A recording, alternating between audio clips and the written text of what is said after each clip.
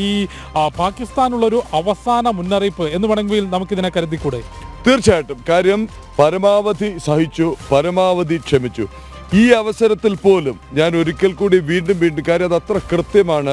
Doctor S ജയശങ്കറിൻ്റെ 3 വാക്കുകൾ വളരെ കൃത്യമാണ്. പ്രൊപ്പോർഷനേറ്റ്, ആനുപാതികം, അത് ഓർക്കണം നമ്മൾ. റെസ്പോൺസിബിൾ ആണ്, ഉത്തരവാദിത്വത്തോടു കൂടി.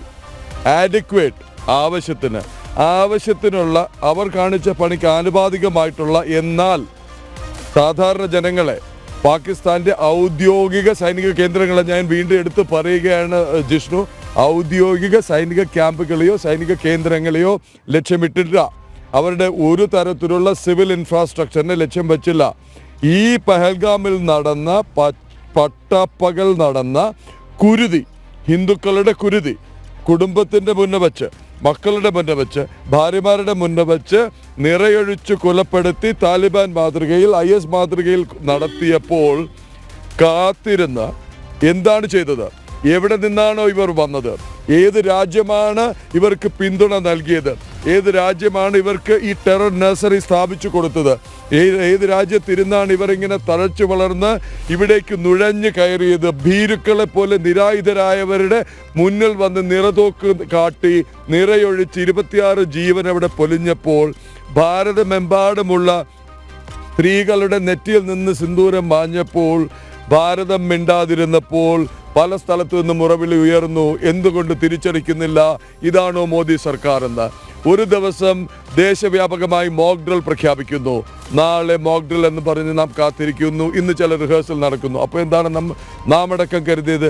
മോക്ക് ഡ്രിൽ കഴിഞ്ഞ് എല്ലാവിധ സജ്ജീകരണങ്ങളും ഒരുക്കിയ ശേഷം എന്തെങ്കിലും നടപടി ഉണ്ടാകുമെന്ന്.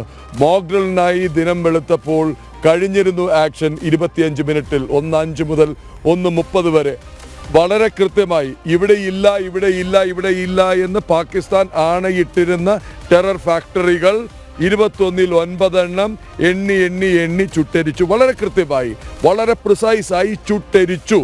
ക്രൂയിസ് മിസൈലുകൾ ചെന്ന് ചുട്ടരിച്ചു. ഇനിയുമുണ്ട് 12 എണ്ണം ബാക്കി എന്ന് പറയുന്നു. തീർന്നില്ല. അടുത്ത ദിവസം വന്ന് ഇത് ഒളിച്ചോടിയിട്ടില്ല. അടുത്ത ദിവസം നാരി ശക്തിയുടെ അകമ്പടിയോടുകൂടി വരുന്നു നമ്മുടെ വിദേശകാര്യ സെക്രട്ടറി വിക്രം മിശ്രി. എന്നിട്ട് പവർ പോയിന്റ് വീഡിയോ പ്രസന്റേഷനാണ് നടത്തുന്നത്. എണ്ണി പറയുന്നു ടെറർ ക്യാമ്പ് 1 ഇതാണ്, ടെറർ ക്യാമ്പ് 2 സുബ്ഹാനല്ലാ, ഇങ്ങനെ ഓരോന്നായി എണ്ണി പറഞ്ഞ് അവിടെ നടന്നിരുന്നത് എന്താണ്?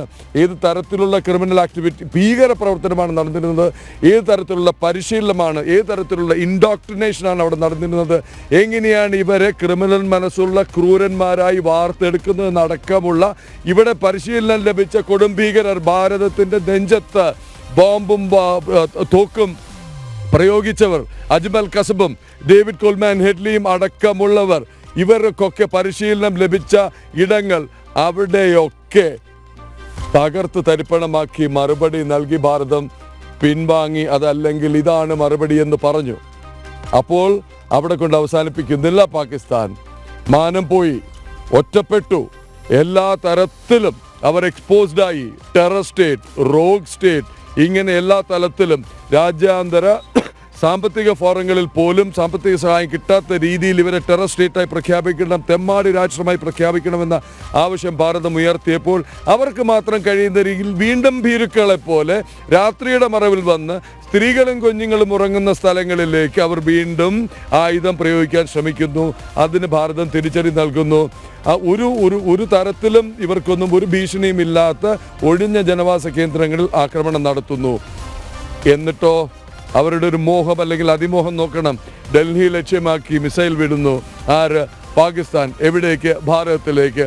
അങ്ങനെ വന്നാൽ എന്ത് സംഭവിക്കുമെന്ന് 1 അല്ല 3 വട്ടം കാണിച്ചു കൊടുത്തപ്പോൾ വീണ്ടും അടുത്ത ടെസ്റ്റ് ഡോസ് കൊടുത്തു. നിങ്ങൾ അവിടെ ഇരുന്ന് കഴിഞ്ഞാൽ ഞങ്ങൾ ഇവിടെ ഇരുന്ന് എന്ത് കാണിക്കുമെന്ന് നൂർ ഖാൻ അടക്കമുള്ള ഇവരുടെ വ്യോമ താവളങ്ങളിൽ, സൈനിക താവളങ്ങളിൽ എണ്ണമിട്ട് 1-2 എണ്ണം മാർക്ക് ചെയ്ത് കൊടുത്തു. റൺവേ അടക്കമുള്ളതില്ല. വീഡിയോ പുറത്ത് വന്നുകൊണ്ടിരിക്കുന്നു. എല്ലാത്തിൻ്റെയും ക്ലെയിം ഭാരതം ഇനിയും എടുത്തിട്ടില്ല. വരാനിരിക്കുന്നേ ഉള്ളൂ. ഇന്ന് വൈകിട്ടത്തെ പ്രസ് ബ്രീഫിംഗ് എന്താണെന്നുള്ളത് വരാനിരിക്കുന്നതേയുള്ളൂ. അതുകൊണ്ട് അവസാനത്തെ അവസരമായിരിക്കാം. പാകിസ്ഥാൻ ഇനി പാകിസ്ഥാനായി വേണോ വേണ്ടയോ എന്ന് നിലനിൽക്കണമെന്ന് പാകിസ്ഥാന് തീരുമാനിക്കാം.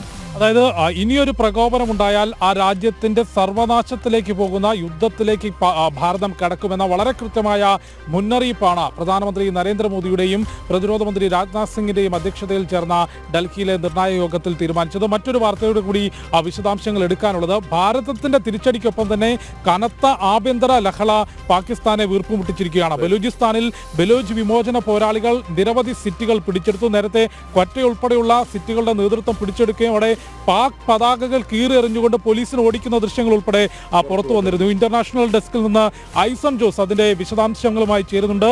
ഐസൺ, ഭാരതം അതിർത്തി മേഖലയിൽ സൈനികപരമായും നയതന്ത്രപരമായും നൽകുന്ന തിരിച്ചടികൾക്കൊപ്പം ബലൂച്ച് വിമോചന പോരാളികളുടെ പോരാട്ടം പാകിസ്ഥാനെ കൂടുതൽ പ്രതിസന്ധിയിലാക്കുകയല്ലേ ഐസൺ?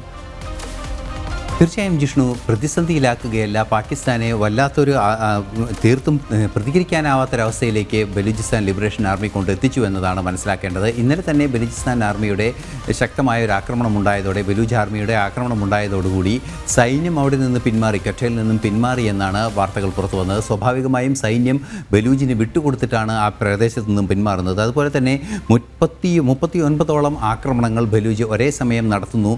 നടത്തിയ ആക്രമണങ്ങളെല്ലാം തന്നെ തങ്ങളാണ് അതിന് ഉത്തരവാദികളെന്ന് നേരിട്ട് ഏറ്റെടുക്കുകയും ചെയ്യുന്നു. അതിനുശേഷമാണ് ഇപ്പോൾ നമുക്ക് ഏറ്റവും പുതിയ വിവരങ്ങൾ പുറത്തു വരുന്നത്.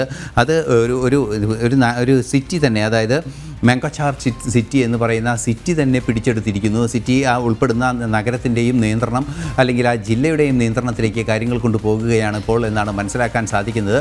തീർച്ചയായും ശക്തമായ ഒരു ഇടപെടൽ തന്നെ ബലൂച്ച് ലിബറേഷൻ ആർമിയുടെ ഭാഗത്ത് നിന്ന് ഉണ്ടായിക്കൊണ്ടിരിക്കുകയാണ്. അത് വലിയ ആഭ്യന്തര പ്രശ്നങ്ങളിലേക്ക് തന്നെ കാര്യങ്ങളെ കൊണ്ടെത്തിക്കുന്നു എന്നാണ് മനസ്സിലാക്കാൻ സാധിക്കുന്നത്. തീർച്ചയായും ഭാരതത്തിൻ്റെ ഭാഗത്തു നിന്നുണ്ടാകുന്ന ശക്തമായ ആക്രമണങ്ങൾക്ക് പുറമെ ആഭ്യന്തരമായ പ്രശ്നങ്ങളും നേരിടേണ്ട ഒരു സാഹചര്യത്തിൽ തന്നെയാണുള്ളത്. അതായത് നമുക്കറിയാവുന്നതാണ്, ബലൂച്ച് ലിബറേഷൻ ആർമി അവിടെ കൃത്യമായ രീതിയിൽ ബലൂച്ച് ലിബറേഷൻ ആർമിയുടെ പതാകകൾ ഉയർത്തുകയും അത്തരത്തിലുള്ള നീക്കങ്ങളെല്ലാം നടത്തി ആ ബലൂച്ച് ലിബറേഷൻ ആർമിയുടെ സ്വാധീനം അവിടെ ഉറപ്പിക്കുകയും ഇനി ഈ യുദ്ധത്തിന് ശേഷം, അല്ലെങ്കിൽ ഇപ്പോൾ നടക്കുന്ന ഈ സൈനിക നീക്കങ്ങളെല്ലാം തന്നെ അവസാനിച്ച് പാകിസ്ഥാൻ്റെ ഏതെങ്കിലും സൈനിക വിഭാഗങ്ങൾ ബലൂച്ച് ലിബറേഷൻ ആർമിയുടെ ശക്തി കേന്ദ്രങ്ങളിൽ എത്തുമ്പോൾ അവിടേക്ക് പ്രവേശിക്കാൻ പോലും സാധിക്കാത്തൊരവസ്ഥയിലേക്ക് അവിടെ കാര്യങ്ങൾ കൊണ്ടെത്തിച്ചിരിക്കുന്നു എന്നതാണ് യാഥാർത്ഥ്യം. തീർച്ചയായും ബലൂച്ച് ലിബറേഷൻ പല രാഷ്ട്രീയ നിരീക്ഷകരും സൈനിക നിരീക്ഷകരും ചൂണ്ടിക്കാണിക്കുന്നത് ഈ ഓപ്പറേഷൻ സിന്ദൂറിന് ശേഷം മറ്റൊരു പാകിസ്ഥാൻ്റെ ഘടകമായി, അല്ലെങ്കിൽ പാകിസ്ഥാൻ നേരത്തെ ബംഗ്ലാദേശായി വിഭജിച്ചതുപോലെ ഇതുപോലെ ബലൂചിസ്ഥാനുമായി വിഭജിക്കാനുള്ള സാധ്യതയിലേക്ക് തന്നെയാണ് കാര്യങ്ങൾ പോകുന്നത്. തീർച്ചയായും ഇതൊരു ആഭ്യന്തര പ്രക്ഷോഭം എന്നതിലുപരി മറ്റൊരു ബംഗ്ലാദേശ് ആണോ പാകിസ്ഥാനെ കാത്തിരിക്കുന്നത് എന്ന ചോദ്യമാണ് രാജ്യാന്തര തലത്തിൽ ഉയരുന്നത്. ഐസൺ ജോസ് ആണ് വിശദാംശങ്ങളുമായി ചേരുന്നത്. ജിഷ്ണു, ഒന്ന് രണ്ട് കാര്യങ്ങൾ വേഗം പ്രേക്ഷകരുടെ ശ്രദ്ധയിലെത്തിച്ച ശേഷം മടങ്ങിയെത്താം. ഉത്തരാഖണ്ഡ് മുഖ്യമന്ത്രി പുഷ്കർ ധാമിയുടെ ട്വീറ്റ് ഉണ്ട്. ഡിയർ ഡിവോട്ടീസ്, ചാർധാം യാത്ര സുഗമമായി തുടരുന്നു. ഇതിനകം 4 ലക്ഷം തീർത്ഥാടകർ ദർശനം നടത്തി കഴിഞ്ഞു. ഹെലികോപ്റ്റർ സർവീസസ്, കേദാർനാഥിലേക്കുള്ള ഹെലികോപ്റ്റർ സർവീസും ഫുള്ളി ഓപ്പറേഷനിലാണ് എന്നുള്ളത്. അവിടെ എല്ലാം സുഗമം. മറ്റൊന്ന്, ജലന്ധറിൽ നിന്നുള്ള വാർത്തയാണ്.